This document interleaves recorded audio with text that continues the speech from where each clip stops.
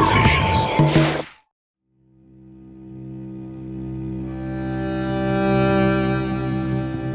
Welcome to Conovision. I'm your host, Jim Kono Conrad.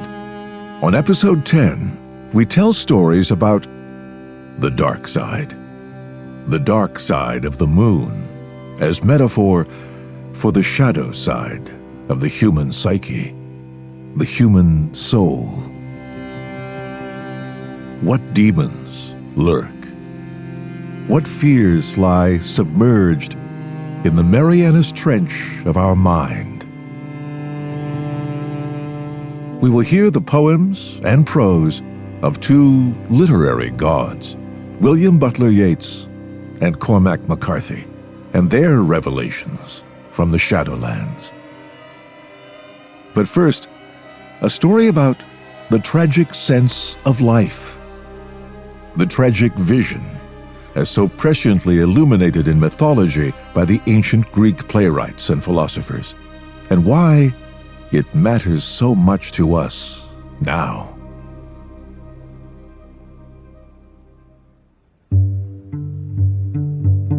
The word tragic, like myth, has been somewhat debased in our modern times. It has come to mean something calamitous, something horrible, as when a television talking head intones, "Tragedy tonight on the West Side Freeway." The ancient Greeks did have a word for that. It is catastrophe. But we do have much to learn about who we really are from recalling what our ancestors intuited 26 centuries ago. Their imaginative rendering of the human dilemma, the dialectical play of fate, destiny, character, and choice, still remains the best paradigm for how life's permutations play out on this finite plane. Our predecessors discerned that we often intend a certain outcome, work diligently towards its achievement, and yet wind up in an entirely different place than expected in our lives. And, most disturbingly, this altered course derives in substantial measure from the choices that a presumably conscious being made. How could this be, that we could be our own enemy? The ancient Greeks understood that there were forces in the cosmos to which even the gods were subject. Those Greek gods being Aphrodite, the goddess of love, sex, and beauty; Athena, the goddess of reason, wisdom, and war; Artemis was the fleet-footed goddess of the hunt; Ares was the god of bloodlust; Apollo, who was the twin brother of Artemis, was among the most important and feared of the gods. Son of Zeus, he disseminated the will of his divine compatriots through various means, notably oracles. The Oracle of Delphi was his mouthpiece. Demeter, an agricultural goddess, was mother to Persephone, who was abducted by the underworld god Hades to be his bride. Dionysus was a son of Zeus born to a mortal mother. The cult of Dionysus revolved around intoxication, sex, and savage ritual sacrifice. As mentioned, Hades ruled the world of the dead. Hera, the queen goddess of Olympus, was both sister and wife to Zeus. Though she is often depicted as reserved and austere, she was mercilessly vindictive when it came to her husband's many extramarital adventures. Like many gods in the Greek pantheon, Hermes presided over multiple spheres. He was a pastoral figure responsible for protecting livestock, but was also associated with fertility, music, luck, and deception. Poseidon is best known as the Greek sea god, but he was also the god of horses and of earthquakes, and had some seriously strange children. Though humanoid, he fathered both the winged horse Pegasus, by Medusa no less, and the Cyclops Polyphemus, who is blinded by Odysseus and his crew in the Odyssey. And finally, with the assistance of Hades and Poseidon, Zeus overthrew his father Cronus, king of the Titans, and became the chief deity in a new pantheon comprising mostly of his siblings and children. The forces of the universe to which these gods were subject were named Moira, or fate, Sophrosyne, or what goes around comes around, Psyche for justice, Nemesis or consequential retribution, and Proerismus, destiny. These forces might be translated by us today as the organizing, balancing, structuring powers of the cosmos, a word itself which means order. When we are ignorant of these forces at work, as frequently we will be, we most likely will make choices that run counter to the principles and energies of our own deepest nature. Moreover, our ancestors believed that we often offend the gods. That is, violate the energetic designs of which they are the dramatized personifications. Thus, a wound to Aphrodite will show up in one's intimate relationships, or one possessed by Ares will act out of unreasoned anger, with all its attendant consequences. Accordingly, the ancient Greeks believed that by reading the texture of one's life, one can identify the ignored or repressed archetypal powers, the gods offended, and offer homage and compensation to them to restore the balance.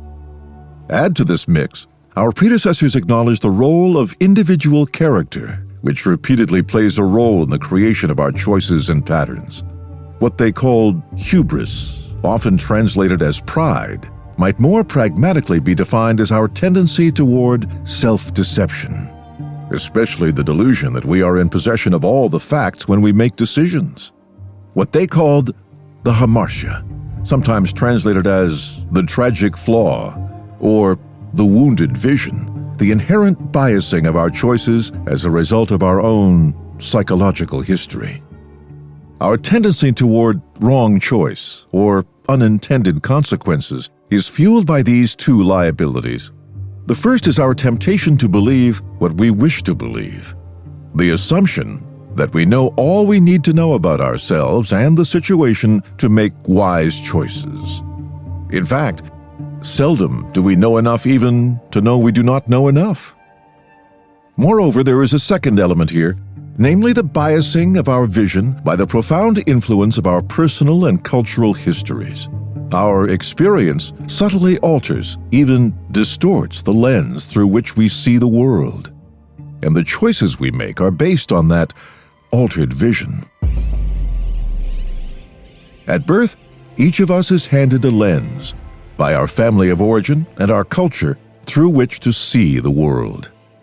As it is the only lens we have ever known, we will presume we see reality directly, even as we are seeing it colored and distorted.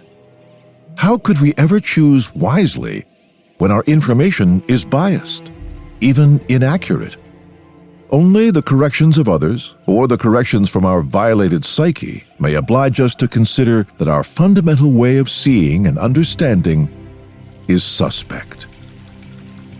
From this encounter with our limitations, the wisdom of humility comes, to know that we do not even know what we do not know, and that what we do not know will often make the choices for us.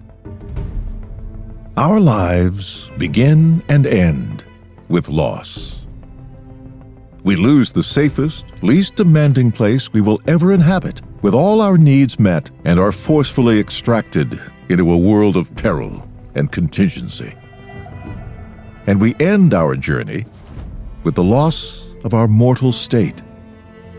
Natural as it is to seek to hang on, the inevitability of loss rather asks that we treasure what we have, appreciate it for its precious momentary presence in our lives, and know that its gift to us is found precisely in its impermanence.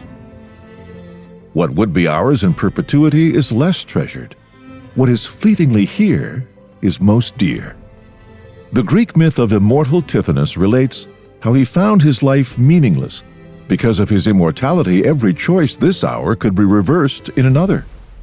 And so, he petitioned the gods to grant him mortality, so that his life, through his now risky choices, could be experienced as meaningful. The gods blessed Tithonus. We live today in the age of anxiety. We would rather be ruined than changed. We would rather die in our dread than climb the cross of the present and let our illusions die. This excerpt from W.H. Auden's poem, The Age of Anxiety, captures the existential angst of being human.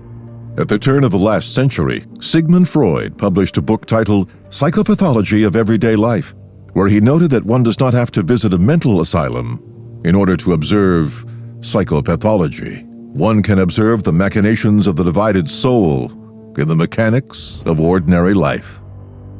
In his book, Freud detailed the implicit motives walled off from consciousness that interfere with the ego's choices and behaviors, producing namesake slips, forgetfulness, and camouflaging of dangerous feelings through acceptable disguises.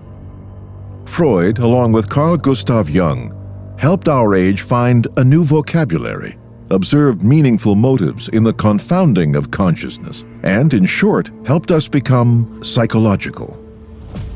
Now, in this new century, we are driven to psychological inquiry, in large part because our social and religious institutions, as well as our great educational, technological, scientific, artistic, and humanistic accomplishments, have failed to prevent the slaughter and madness of the 20th century. The great Crystal Palace in London, which in 1851 housed the first international celebration of the newly divine trinity of progress, machinery, and materialism, was, by the next century, a glass and steel hulk used by the Nazi Luftwaffe as a navigational point on their bombing runs over London.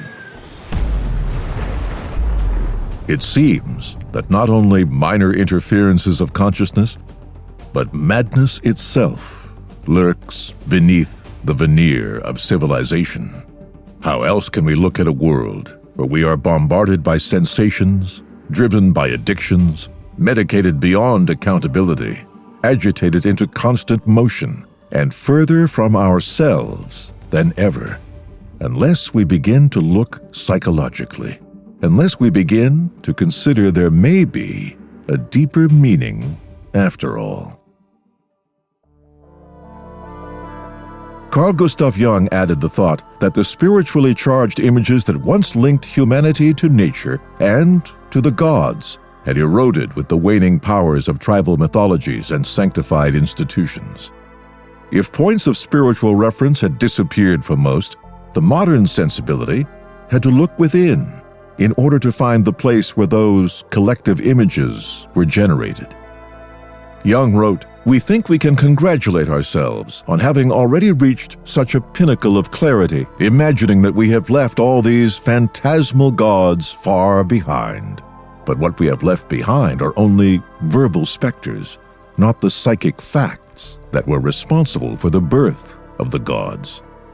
We are still as much possessed today by autonomous psychic contents as if they were Olympians. Today they are called phobias and obsessions. In a word, neurotic symptoms. The gods have become diseases. Zeus no longer rules Olympus, but rather the solar plexus, and produces curious specimens for the doctor's consulting room, or disorders the brains of politicians and journalists who unwittingly let loose psychic epidemics on the world. The implications of Jung's observations reverberate through our culture and our personal lives. In examining that seeming oxymoron that a god, an eternal one, may die, he explains that the name attached to a form may fade, but the energy behind it has only been transformed and reappears elsewhere. Where did the gods go then? The primal energies that gave rise to the ancient gods have not gone away. They have gone underground and become unconscious, have a spectral influence even greater than when they were embodied as gods. The spiritual powers that the gods embodied, the invisible world made visible for a while, fall back into the human psyche and oblige humankind to suffer separation, alienation, and estrangement from them.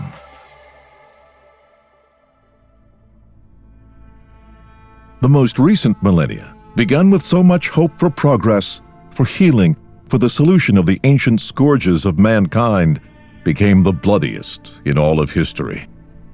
The neuroses of individual politicians embodied and channeled the unconscious dynamics of the populace and led to more murderous possession than that ascribed to Satan during the Middle Ages.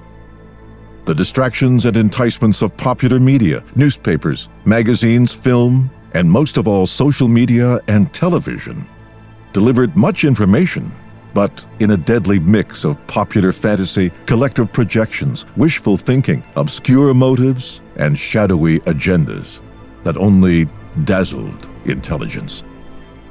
What fills this existential void, this meaning gap, this time between the gods who have vanished and the gods not yet arrived, is the stuff of our daily life.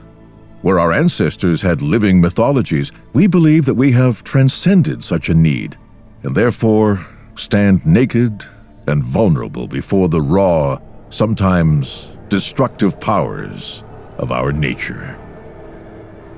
Our hubristic belief that we are in control of ourselves and nature only makes us more unconscious of what is at work within us. Our ancestors could seek the relief of their personal and tribal problems by asking which god had been offended and then offering propitiation to reestablish right relationship with that god. To say that one has been offended by Aphrodite today would be thought mad. And what about the culture of sensation? We are wrapped around by pop culture. News that runs 24 hours creates info junkies. Local newscasts find the goriest accident, the most salacious scandal, the most paranoia-stirring threats to public health to serve up for breakfast, for dinner, and to send us toward turbulent slumber at bedtime. Transient non-entities are catapulted to fame, followed by cameras throughout the course of their ordinary days, and described with hyped banalities of the unexamined life. Romances, survival contests, sensationalized disease reports, corporate greed, political greed, all feed the ever-increasing lust for sensation. Apparently, where one has no personal life, no depth of character, one must have an artificial life, an avatar with someone else's values. A life or a culture based on sensation has no choice but to continually escalate the sensations, for we quickly grow desensitized to their incessant drumbeat and their failed promise. A modern Dantean descent into hell might be defined as taking a good thing, asking way too much of it, exhausting it, and then being left with only it. Beware the Ides of March is a famous warning from William Shakespeare's play Julius Caesar, spoken by a soothsayer to Caesar foretelling his assassination. The phrase symbolizes a foreshadowing of tragedy and of fatal arrogance, as Caesar dismisses the warning as the words of a dreamer. And finally, a friend in recovery once told me that when he was drinking, he always had this strange feeling of impending doom. And then, when he got sober, he realized what it was. I asked him, what was it? And he replied, impending doom. Recall the words of Cassius from Shakespeare's Julius Caesar. Men at some time are masters of their fates. The fault, dear Brutus, is not in our stars, but in ourselves, that we are underlings.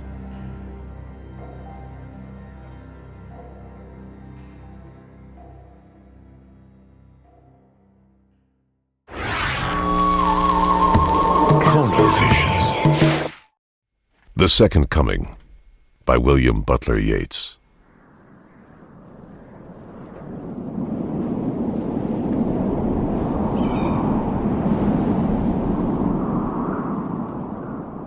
Turning and turning in the widening gyre, the falcon cannot hear the falconer. Things fall apart, the center cannot hold. Mere anarchy is loosed upon the world. The blood-dimmed tide is loosed.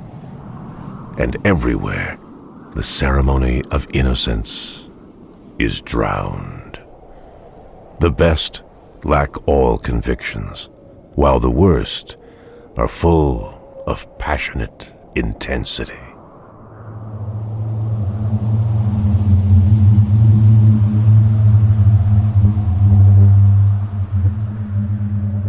Surely some revelation is at hand.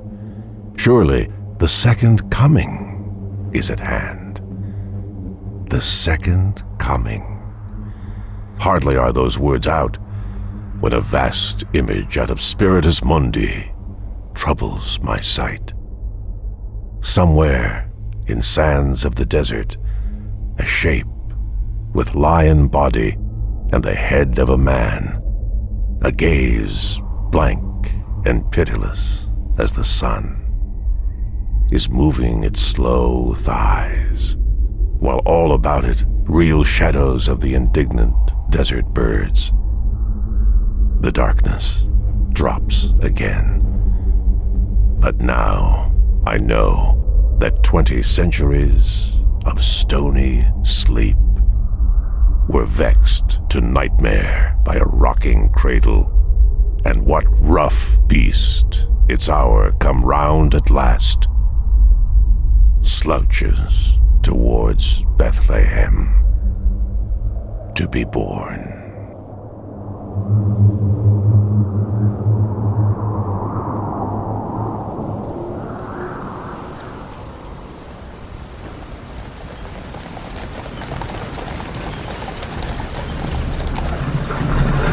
They rode on, and the sun in the east flushed pale streaks of light, and then a deeper run of color, like blood seeping up in sudden reaches, flaring planewise, and where the earth drained up into the sky at the edge of creation, the top of the sun rose out of nothing, like the head of a great red phallus, until it cleared the unseen rim and sat squat and pulsing and malevolent behind them. The shadows of the smallest stones lay like pencil lines across the sand, and the shapes of the men and their mounts advanced elongate before them like strands of the night from which they'd ridden, like tentacles to bind them to the darkness yet to come. They rode on, with their heads down, faceless under their hats, like an army asleep on the march. By mid-morning another man had died, and they lifted him from the wagon where he'd stained the sacks he'd lain among, and buried him also, and they rode on. Now wolves had come to follow them, great pale lobos with yellow eyes that trotted neat of foot or squatted in the shimmering heat to watch them where they made their noon halt. Moving on again, loping, sidling, ambling with their long noses to the ground. In the evening their eyes shifted and winked out there on the edge of the firelight. And in the morning when the riders rode out in the cool dark, they could hear the snarling and pop of their mouths behind them as they sacked the camp for meat scraps. The wagons drew so dry they slouched from side to side like dogs, and the sand was grinding them away. The wheels shrank, and the spokes reeled in their hubs and clattered like loom shafts. And at night they'd drive false spokes into the mortices and tie them down with strips of green hide, and they'd drive wedges between the iron of the tires and the sun-cracked felloes. They wobbled on, the trace of their untrue labors, like sidewinder tracks in the sand. The dillage pegs worked loose and dropped behind. Wheels began to break up. 10 days out, with 4 men dead, they started across a plain of pure pumice, where there grew no shrub, no weed, as far as the eye could see. The captain called the halt, and he called up the Mexican who served as guide. They talked, and the Mexican gestured, and the captain gestured, and after a while they moved on again. A man from the ranks said, "This looks like the high road to hell to me." In 2 days they began to come upon bones and cast-off apparel. They saw half-buried skeletons of mules, with the bones so white and polished they seemed incandescent, even in that blazing heat. And they saw panniers and pack saddles, and the bones of men, and they saw a mule entire, the dried and blackened carcass hard as iron. They rode on. The white noon saw them through the waste like a ghost army. So pale they were with dust, like shades of figures erased upon a board. The wolves loped paler yet and grouped and skittered and lifted their lean snouts on the air. At night, the horses were fed by hand from sacks of meal and watered from buckets. There was no more sickness. The survivors lay quietly in that cratered void and watched the white-hot stars go rifling down the dark, or slept with their alien hearts beating in the sand like pilgrims exhausted upon the face of the planet Anareta, clutched to a namelessness wheeling in the night. They moved on, and the iron of the wagon tires grew polished bright as chrome in the pumice. To the south, the blue Cordilleras stood footed in their paler image on the sand like reflections in a lake, and there were no wolves now. They took to riding by night, silent jornadas, save for the trundling of the wagons and the wheeze of the animals. Under the moonlight, a strange party of elders, with the white dust thick on their mustaches and their eyebrows. They rode on, and the stars jostled and arced across the firmament and died beyond the ink-black mountains.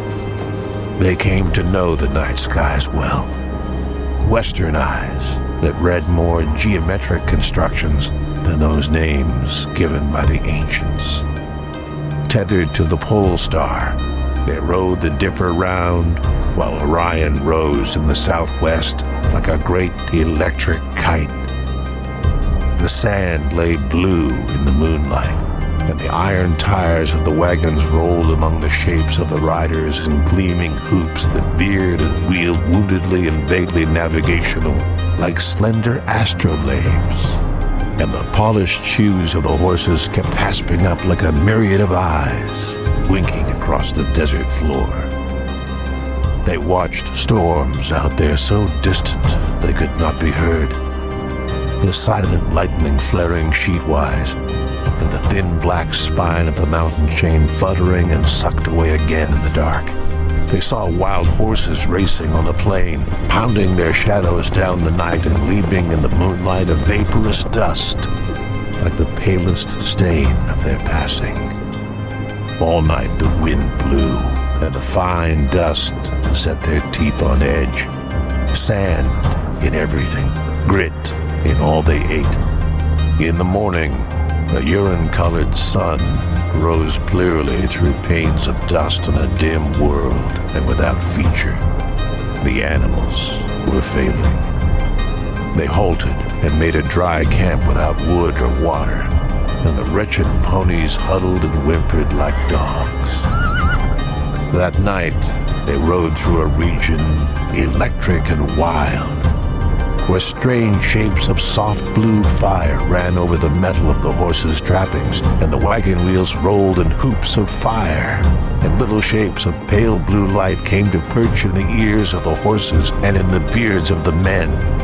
All night, sheet lightning quaked sourceless to the west beyond the midnight thunderheads, making a bluish day of the distant desert, the mountains on the southern skyline stark and black and livid, like a land of some other order out there whose true geology was not stone, but fear.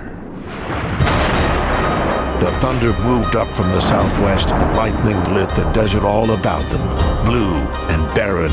Great clanging reaches ordered out of the absolute night like some demon kingdom summoned up, or changeling land, that come the day would leave them neither trace, nor smoke, nor ruin, more than any troubling dream. They rode on.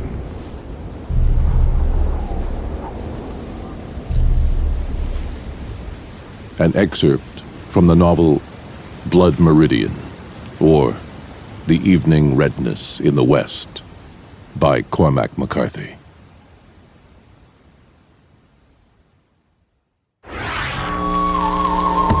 Conovision.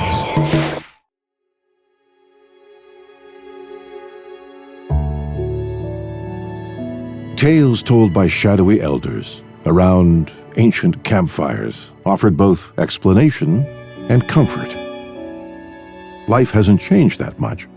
Our dependence on explanation and comfort still lies just under our busy ambition and constant yearning. This has been episode 10 of Conovision, the Spirit of Storytelling.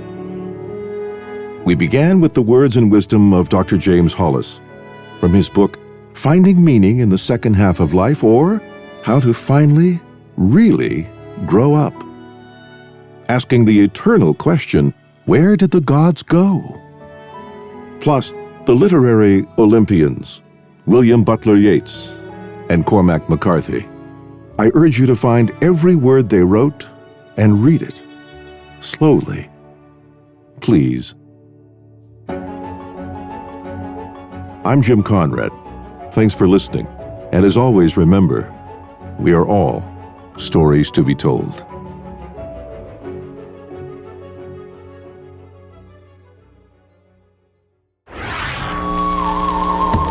Conovision.